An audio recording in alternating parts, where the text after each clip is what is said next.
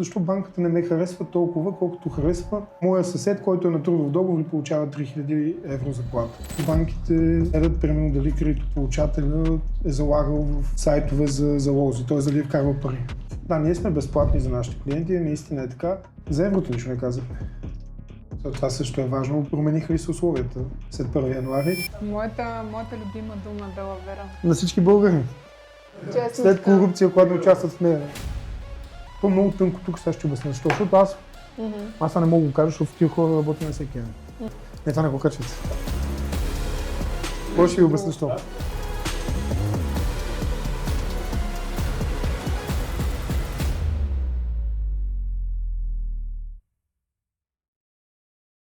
Частта от сделката, която е с най-дългосрочен ефект, това е жилищното кредитиране и днес сме тук с Петко Димитров, който ще поговорим точно по тази тема. Добре дошъл! Благодаря за поканата. Ще започнем директно. Кое е най-подценяваната част при структуриране на сделка с ипотечен кредит?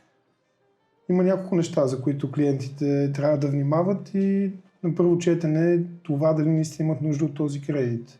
Има много хора, които теглят кредит без наистина да имат осъзнатата нужда за това нещо, което в дългосрочен план със сигурност не се отразява добре. Разбира се, трябва да съобразят техния доход, дали е достатъчно голям, дали е достатъчно устойчив на това да плаща тази вноска дълъг период от време.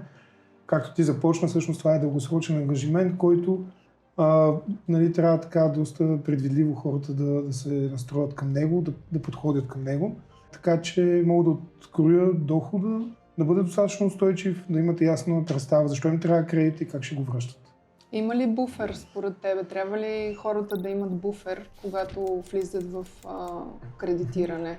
Да, разбира се. Това, което пише в дебелите книги, ако мога да използвам този термин, е, че не повече от 30% от месечния доход трябва да отива за обслужване на вноските по кредитните задължения на физическо лице.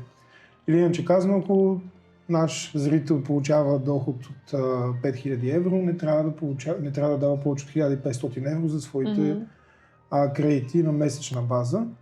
Като разбира се, сега тук има така и от практиката малко информация, много зависи какъв е доходът, защото банките казват, че максимално вноската трябва да бъде 50% от месечния доход.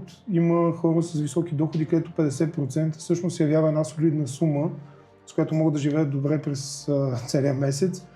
Има хора, които с по-ниски доходи, ако заложат 50% кредитна задлъжнялост, рискуват да влошат качеството си на живот.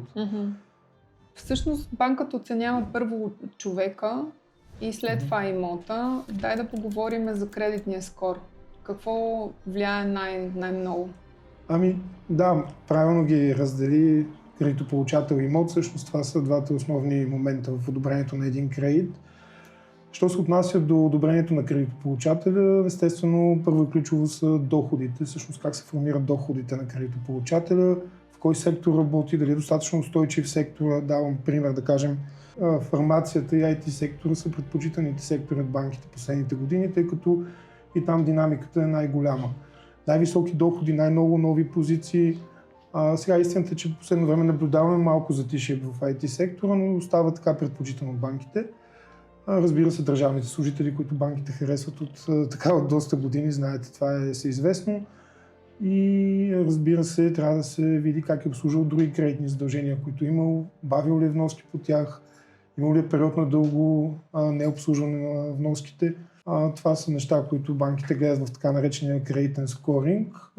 Разбира се, има и други допълнителни обстоятелства, като пример мога да дам нещо, което отскоро стана така доста интересно и доста често срещано. Банките гледат, примерно, дали кредитополучателя е залагал в сайтове за залози, т.е. дали е вкарвал пари. Точно сега се сещам за един такъв случай за клиентка, която имаше всички показатели да изтегли, да получи кредит по ипотека и всъщност не й отпуснаха такъв кредит. И се оказа, че те имат разпечатки от извлечение за залагане, потенциално влезнала в рисков клиент само с това нещо. Да, по принцип това е нещо, което много хора не знаят. Истината е, че това нещо се разбира на много късен етап. Тоест ние няма как, когато клиентът дойде при нас, да го питаме ти залагаш ли. Нали, малко ще е странно. А в този ред на мисли ние това го разбираме на етап, когато кредитът вече е входиран, така че по-скоро идеята е да кажем на зрителите, че ако правят това нещо, е хубаво да го преустановят, ако желаят скоро да се възползват от кредитен продукт в банката, в която се обслужват. Аз смятам, че е много ценна информация и ще доведе до преоценка на разходите, преоценка на навиците на клиентите. Но всъщност най-сложните клиенти не са най-рискови. Понякога как гледат банките на самонаетите лица, на микса от доходи, дивиденти? Банките са все по-либерални в това отношение. Сега тук много често клиентите питат, добре, защо аз като съм собственик на бизнес, инвестирам толкова много от времето си, рискувал съм, създал съм нещо, което храни и други хора, защо банката не ме харесва толкова, колкото харесва моя съсед, който е на трудов договор и получава 3000 евро заплата.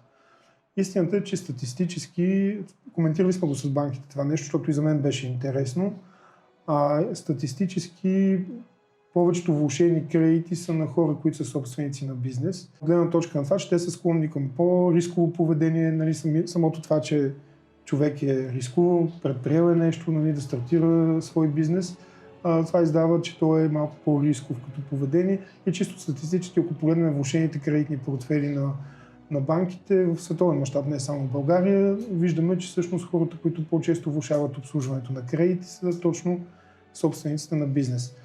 За да се върна на въпроса ти, всъщност банките приемат доходи от собствен бизнес, като вече имаме и банки, които работят директно с печалбата на фирмата, т.е. могат да признаят печалбата на фирмата като потенциален доход на физическото лице и по този начин да разгледат кредита. Стандартният сценарий е, разбира се, печалба, която е разпределена като дивиденд. Тук е важно да кажа, че банките гледат за какъв период от време е натрупана тази печалба и средноаритметично го разпределят като доход на физическото лице. Или иначе казано, ако сте трупали печалба във фирмата 3 години и я разпределите, това не означава, че банката ще го признае като ваш доход за въпросната година, в която е разпределен, а напротив ще го раздели на периода, в който е натрупана печалбата. Фиксираната лихва не винаги означава предвидим кредит. Какво точно е фиксирано в българските оферти и по каква формула лихвата се определя след края на фиксацията? Относно фиксираните лихви, те нашумяха доста на нашия ипотечен пазар 2021-2022 година. Знаеш, че тогава беше много несигурно в световен мащаб и икономически и социално. Тоест, излизахме от COVID-пандемията, започна и войната, за която всички знаем, и се очакваше, нали, банките да са малко по-нестабилни, да има, нали, някаква волативност в лихвите. Много хора тогава използваха периода на фиксирана лихва като някаква застраховка за техните месечни разходи по обслужването на кредитите. Mm-hmm. То всъщност и това е единственият добър вариант, в който можеш да ползваш на нашия пазар фиксирана лихва. Защото нашите банки предлагат период на фиксирана лихва от 3 до 5 години. Периода на фиксация лихвата е по-висока. Ако приемем, че в момента пазарните нива са около 2,3-2,4, то за периода на фикса лихвата ще бъде около 3-5, може и към 4%. Или иначе казано, излиза по-скъпо. Аз всъщност по този начин го презентирам и на нашите клиенти, че ти реално си плащаш за една сигурност или по-скоро това е като някаква застраховка, че ти през следващите 5 години ще знаеш колко точно ти е месечният разход за обслужването на кредита, което между другото е доста така добър инструмент на фона на галопиращата инфлация, която видяхме през последните години. Това, че много от другите ни разходи се увеличиха, имам предвид за стоки от първа необходимост и така нататък, няма да изброявам всичко. Нали, беше важно хората да знаят точно колко ще плащат по ипотечния си кредит и всъщност много хора се възползваха от това нещо. Като приключи периода на фиксация, банката определя още в договора всъщност от каква твърда надбавка тръгва и естествено прекалкулират с допълнителен лихвообразуващ компонент, който в момента българските банки използват, е референтния лихвен процент, обвързан с депозитните индекси. Предвид факта, че годишната инфлация е около 3%, ти би ли посъветвал повечето клиенти да се насочат към фиксирана лихва или би оставил да бъдат на свободна? То в случая вече инфлацията не играе чак такава роля, от гледна точка на това, че Европейския съюз, еврозоната и България преди да влезне в еврозоната стигна до таргетираните нива на инфлация, т.е. около 2-3%. Така че по-скоро тук бихме могли да помислим от гледна точка на това дали ще се увеличават лихвите, дали си заслужава в момента клиента да използва период на фиксирана лихва.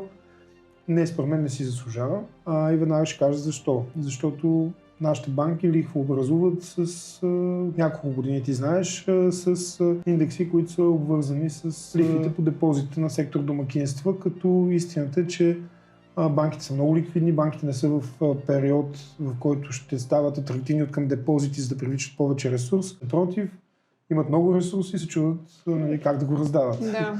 Искат да го раздават. Оттам идва и голямата конкуренция и дългия период на ниските лихви, така че това е нещо, което няма как да се промени от днеска за утре.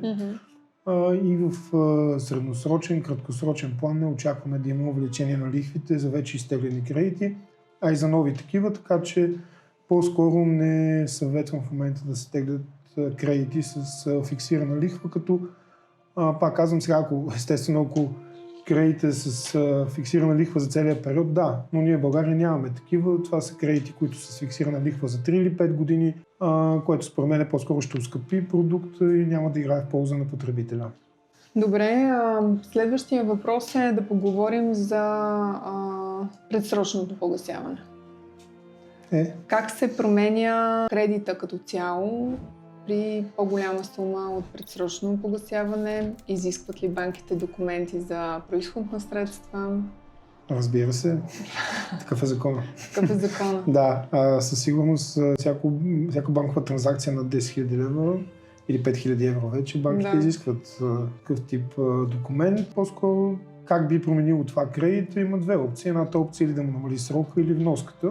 Когато кредитополучателят отиде в банката и каже, имам тук едни събрани пари, искам да ги внеса предсрочно по кредита, те ще му предложат, пак казвам, или да му намалят срока на кредита, или да намалят месечната вноска. Моя съвет е да заложат на по-кратък срок, от гледна точка на това, че по този начин кредитът ще излезе по-евтин в края на периода. Да. А и другата логика, която буди това цялото нещо е, че реално човек, щом има пари да събере и да внесе предсрочно, очевидно месечната вноска не му създава дискомфорт.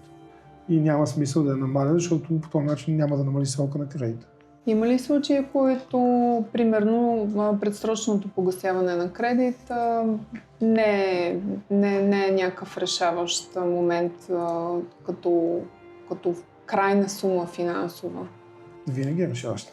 Винаги е решаващ. Да, в смисъл, ако човек може да погаси кредита по-бързо с няколко такива по-големи вноски директно по главницата на кредита, разбира се, че е решаващо за неговото крайно оскъпяване. И съвета ми, ако човек има тази възможност, да го прави това нещо, разбира се, от гледна точка на това да вземе максимално, т.е. да му излезе максимално ефтин кредита в края на периода. Преди малко си говорихме за новото строителство и финансирането на етапи. Да.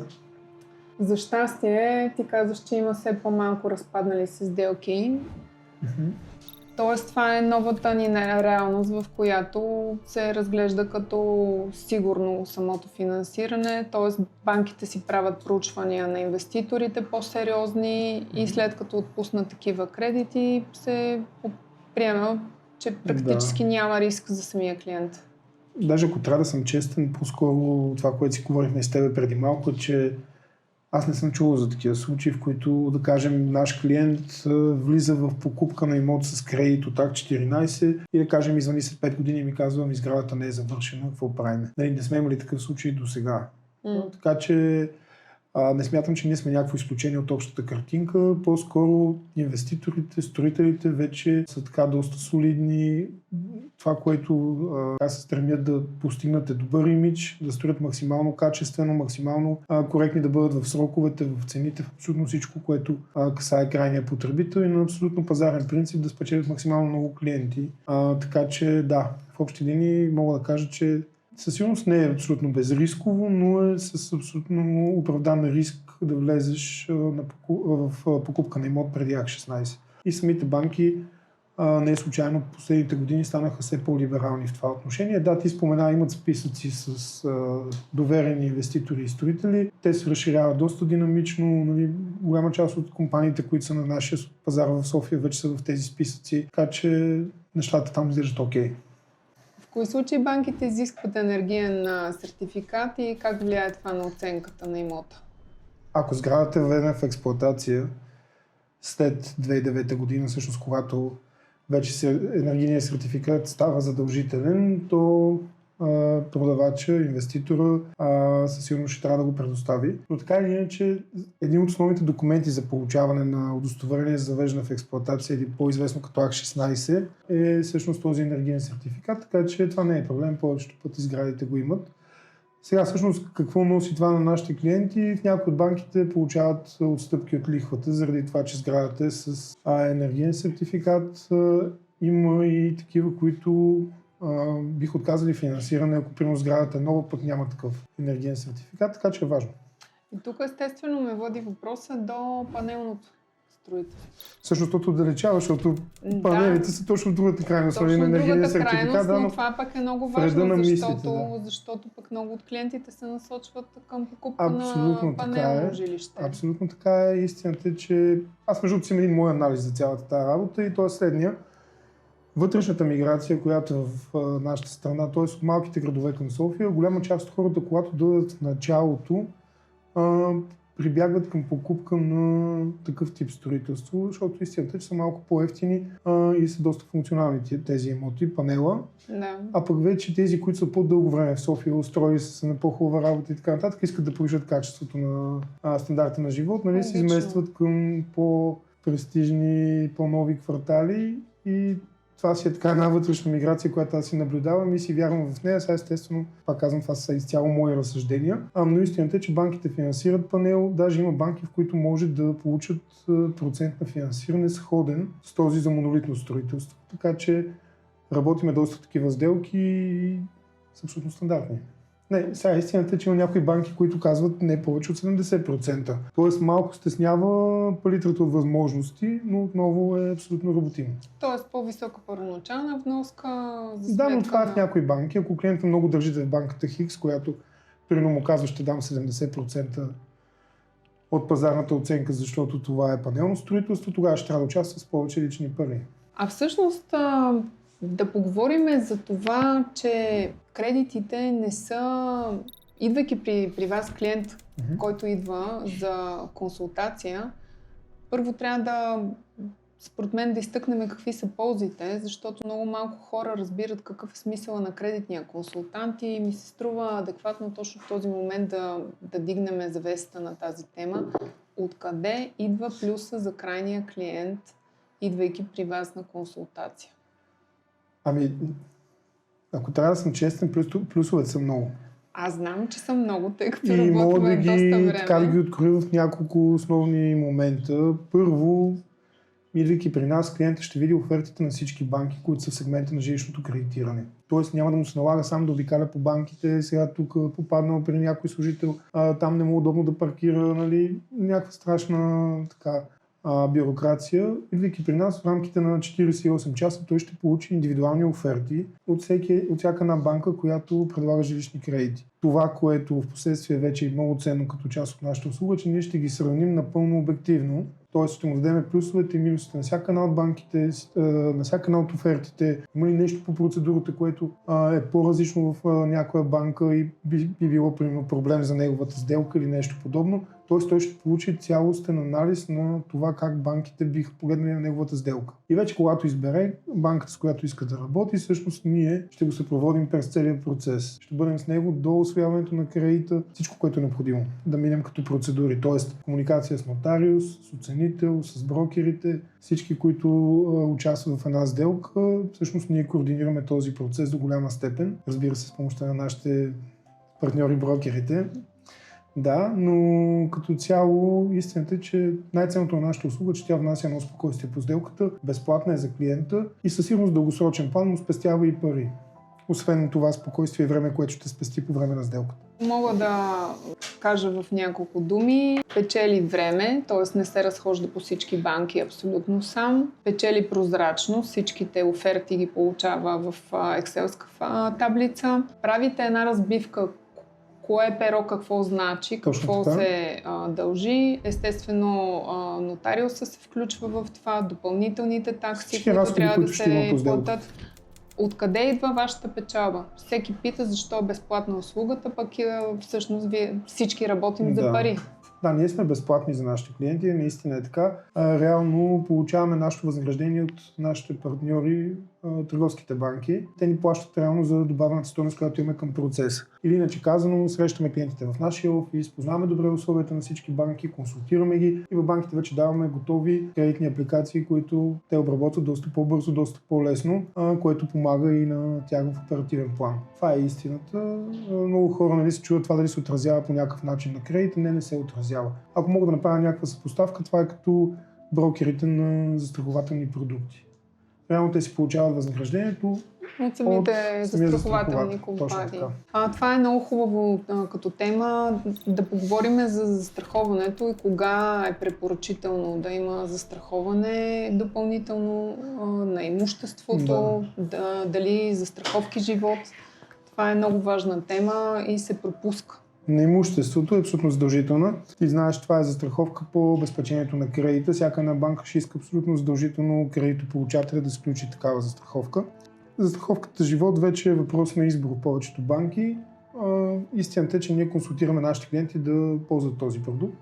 Разходът за него не е чак толкова голям на фона на всички други месечни разходи, които всеки от нас има. И на фона на риск. Да, но в същия момент дава една сигурност за този дълъг период на обслужване на ипотечния кредит. Банките стават все по-гъвкави. Дори клиентът да не иска да ползва офертата на банката, която дава към ипотечния кредит, би могъл да се консултира с застрахователен брокер, който да му предложи вече застраховка, която да отговаря на неговите изисквания. Има вече застраховки с спестовен характер, с инвестиционен, най-различни. Но със сигурност по-добрият вариант е човек да ползва такова нещо. Още повече, ако така се поставим сегашните цени на имотите, то ипотечните кредити така сравнително бързо пораснаха като обем. Тоест, все по-големи са ипотечните кредити и наистина е неоправдан риска човек да не изключи такава застраховка.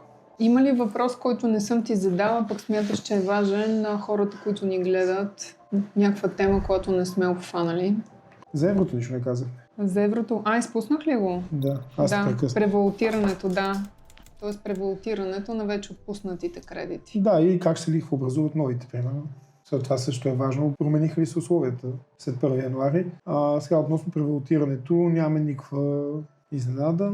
Работят абсолютно по фиксинга. Абсолютно по фиксинга. Банките са изключително лоялни към потребителите. Даже ми направи впечатление, че дори месечните такси са ги превалутирали буквално 1:1 с фиксинга до стотинката. Така че хората няма от какво да се притесняват, няма да загубят пари от това нещо, не са загубили пари от това нещо. Превалутират абсолютно както е по закона за въвеждането на еврото. Относно другата търговската част, какво се промени за вече новите кредити, нямаме промяна и там. Защото нашите банки в България запазиха модела, по който лихвообразуват, именно с плаващ компонент, който е пряко обвързан с лихвите по депозитите на домакинствата. Или иначе казано, това, което и преди малко коментирахме, ако има някаква промяна в лихвата за вече изтеглени кредити, то тя ще дойде по-скоро, ако има увеличение на лихвите по депозити. И само извинявай, че те прекъсвам. За нови кредити на този етап няма промяна. Банките дори удължиха голяма част от промоционалните си кампании, т.е. наблюдаваме лихви, такива каквито бяха в края на миналата година. Запазвайки този индекс, с който лихва образуват, то няма и обосновка да очакваме в скоро време увеличение на лихвите, защото голямото опасение, големия страх беше дали няма да се дигнат лихвите вече като минем на Юрибор. А ние реално не минахме Юрибор. Точно това ми е последния въпрос. Кога се очаква да догоним европейските лихви? Защото те са по-високи. Да, в краткосрочен план нямаме такава индикация. Пак казвам, банките увеличиха, удължиха промоционалните си кампании. Да, естествено, те чисто търговски могат в един момент да дигнат леко лихвите нагоре, но сигнала, който дадоха към потребителите, запазвайки модела, по който лихва образуват, е, че по-скоро не гледат в тази посока. Ралито продължава. Благодаря ти много за това, че ми допусна в вашия офис да бъдем гости, да зададем въпросите, За мен беше голямо удоволствие. които Да хората ви допусна в Да. Да. И като за финал, знанието от нас, действието от теб. Това намига да ме разтопи. Да знаеш, че тия смешки ще влезнат в края на видеото. Това не е добре. Не, много е Добре, добре. няма да сме повече, да. Ако сега, какво ще кажете да пострижа вече? Не. Много да право тежи това нещо. Налагам вето.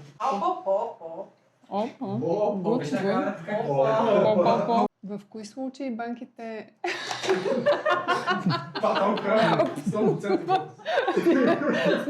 Кой път трябва да имаш направо вода в устата, да има... Трите хикса. Да. Ако сте гледали кетчуп. В кои случаи банките изискват коста? Не знам, защо наистина. Това не е добре обаче, проблем. Ако искаш да гледам към Не, камера. напротив, не си смешно ти, просто ми е нещо смешно. Добре. Банк. Забавя се. Виж. Да. И аз...